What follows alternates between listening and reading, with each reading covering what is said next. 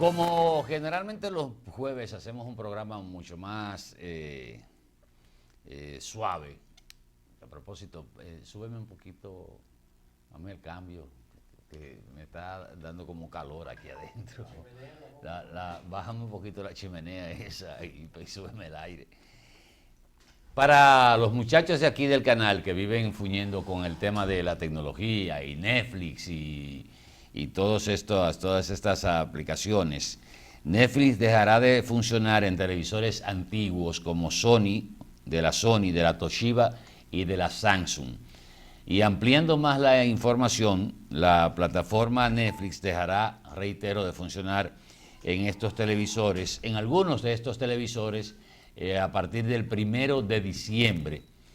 Y si usted tiene un televisor de Sony que esté entre el año 2009 y 2012, que es muy difícil ya porque la mayoría de la gente ha sustituido su televisor y creo que hay una buena cantidad ya de televisores inteligentes, pero hay mucha gente que está todavía con su televisor del año 2012, pues probablemente si usted tiene Netflix no va a poder seguir viéndolo porque va a dejar de funcionar. Y de acuerdo a la información que sirvió Netflix en su página, esto se debe justamente a los avances del streaming de Netflix y las limitaciones técnicas de esos televisores, que en el caso de Toshiba, de Samsung y de Sony son las tres empresas que se podrían ver afectadas o se van a ver afectadas definitivamente con este avance tecnológico por un lado y el retraso de la tecnología por el otro.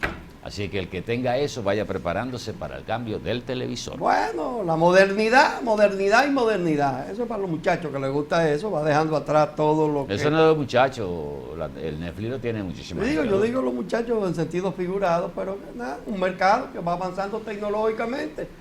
Y ahorita las televisiones planas serán otra cosa. Bueno, pues seguimos con otros temas. Sí, señor. Es un tema que apasiona, pero también nos dice muchas cosas.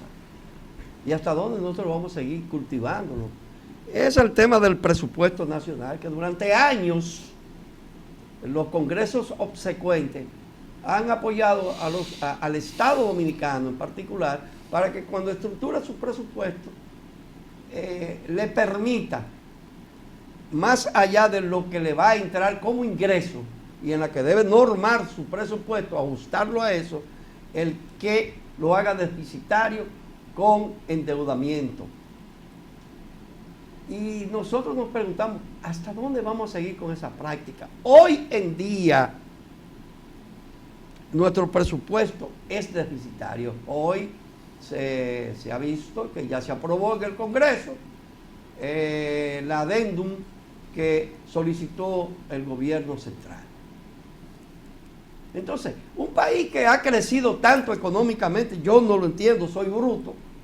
Es posible que durante más de 5 años estemos con presupuesto complementado, amortiguado por ingresos que no son de las recaudaciones.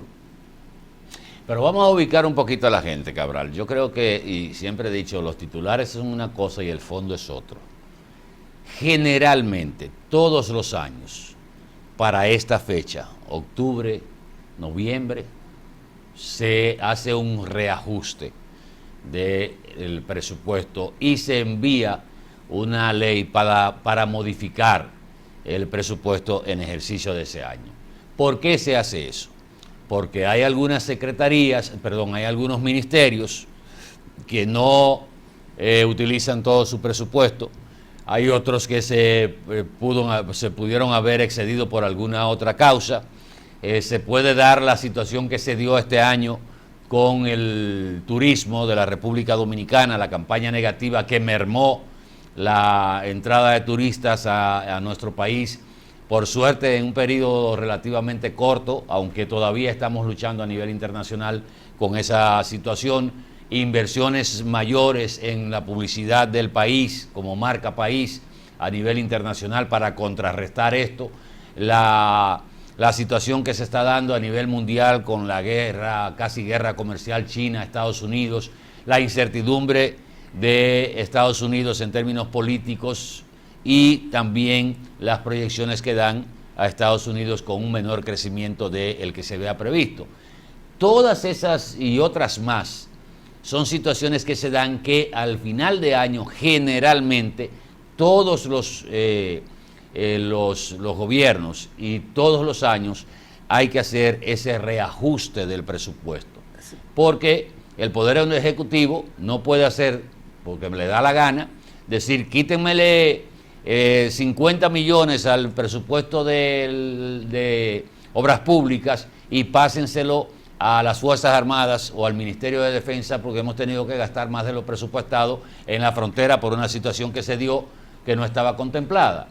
Entonces, yo no veo cuál es el escándalo que se hace, o sea, cuál es el escarceo, cuando eso es algo natural. Pero no estamos hablando de ajustes del presupuesto en educación, que si generalmente los presupuestos cuando se someten para aprobarse, que va a regir el año venidero, siempre están apoyados en ser compensados por empréstitos. Esa práctica aquí no se ha quitado. Es eso lo que debemos. No, pero lo que ha aprobado el Senado de la República no es el presupuesto del 2020. No. Es el actual. Son las modificaciones del 2019. El presupuesto del 2020 no se ha conocido todavía. Parece que usted tiene una confusión. Sí, está conocido el presupuesto. ¿A dónde? ¿Cuándo lo aprobaron? Sí, hace tiempo que aprobaron en el 2020. Inclusive... Cabral, yo no lo he visto. No, espérate. Eso está en discusión todavía. Por eso fue que usted tuvo la confusión de que no, eso fue el presupuesto del año 2019. De 2000, siempre para esta fecha, ¿verdad? Lo que tú dices, todos los presupuestos hacen ajustes. O sea, tiene que, pero porque una es que, señores, más, ¿qué es menos? Óigame lo qué es, porque la gente escucha el nombre de algunos y no, presupuesto. Yo supongo que las recaudaciones, claro, que esa suposición está sustentada en algunos números, o sea, en números, en cálculos, en proyecciones que se hacen, pero eso no es real. Las bajas, por ejemplo, en las recaudaciones de impuestos internos, no se dieron este año, pero se dieron las bajas en turismo. Siempre hay variables, pero quizás no se recaudó lo que se presupuestó a través de aduana. No, porque es subjetivo. Entonces no es un asunto de que el presupuesto es palabra de Dios, y por eso es que se hace el reajuste en octubre o noviembre. Pero lo que yo estoy diciendo, además de eso, es que aquí todos los presupuestos se estructuran en base a préstamos. Eso hay que cambiarlo, esa práctica. Porque no podemos seguir, que si no podemos ajustarlo a los ingresos nacionales, ¿a dónde vamos a llegar? La única vez que recuerdo que el Congreso, que no era una mayoría mecánica, hizo eso, fue en el gobierno de Leonel Fernández, entre el 96 y 2000, que le obligaron a sujetarse a los ingresos internos. Y ese año no subió la deuda externa. Y el país vivió. Es decir, aquí hay situaciones que no hay manera tampoco de que los legisladores puedan tener un criterio propio. Mira, una de las prácticas que siempre se le atribuyó, sobre todo al gobierno, a los gobiernos del doctor Balaguer, fue de... Tenía otro truco. De subvaluar, o sea, de poner por debajo el presupuesto para que le sobrara dinero, y como se establece que el dinero que está fuera de presupuesto, cualquier ingreso extra que esté fuera del presupuesto, iba a la cuenta 51, la cuenta especial del 5101, creo que los fondos 5101 que manejaba el presidente de la República a discreción. Lo que se hacía era que se subvaluaba los ingresos que podía tener el gobierno para tener ese excedente, y que lo manejara el presidente a discreción, sobre todo en los años preelectorales y electorales. Aquí lo que se ha hecho es proyectar probablemente sobreestimado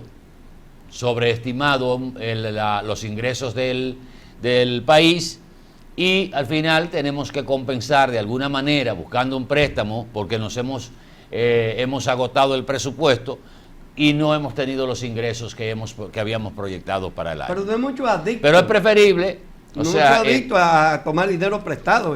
Al final sí, el país va a pagar las consecuencias tarde o temprano. Porque eso no puede seguir una carrera interminable, paralela. Miren, aquí hay cosas que suceden, hablando del gobierno, que a veces uno no entiende. Ayer o antes de ayer, ayer creo que fue, hablábamos del tema de los campesinos de El Ceibo. Bueno, que se reunieron con el ministro administrativo de la presidencia, ya se le está buscando una salida. He escuchado diferentes versiones sobre el caso del famoso desalojo y el decreto de expropiación del doctor Joaquín Balaguer en el año, creo que fue 75, que no coinciden con las parcelas, y bueno, se le está buscando supuestamente una solución a eso. Pero hubo que esperar que vinieran unas reacciones, que supuestamente lo desalojaran, que se produjera un escarceo con esa situación para que se diera el recibirlo. Y ahora veo un caso que se está dando con la Cancillería, el Ministerio de Relaciones Exteriores de la República Dominicana.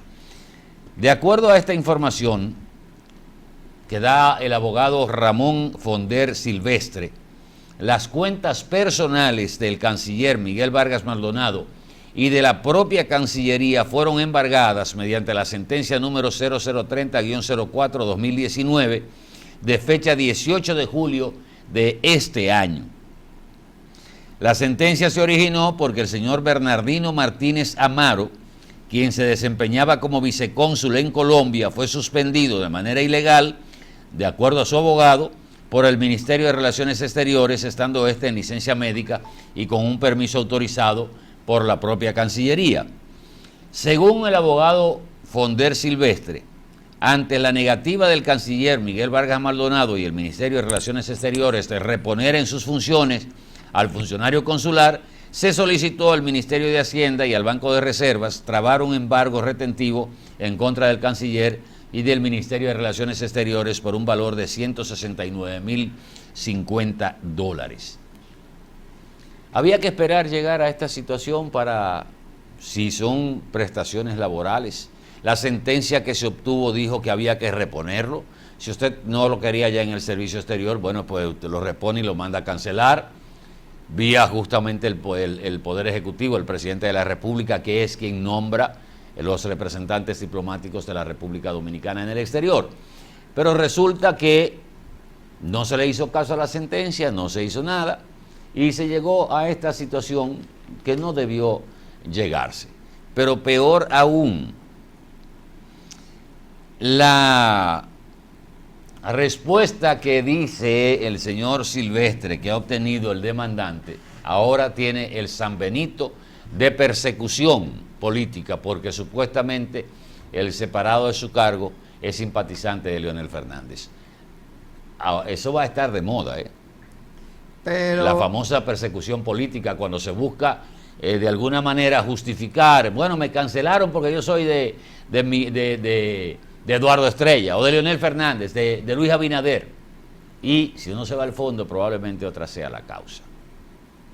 Pero, vamos a publicidad un momentito. Pero mire, Soluso, es que aparentemente es un error en el término de que hay una sentencia del Tribunal Superior Administrativo. Porque están diciendo que a él lo cancelaron estando en licencia médica. Yo no entiendo eso. Pero es persecución política cuando en julio todavía no se sabía. Por eso digo, no entiendo eso. Entonces no puede ser persecución política. Sí, porque es simpatizante de Leonel. No, eso es en julio. No, hombre. Venimos en un momentito, por favor, quédese con nosotros.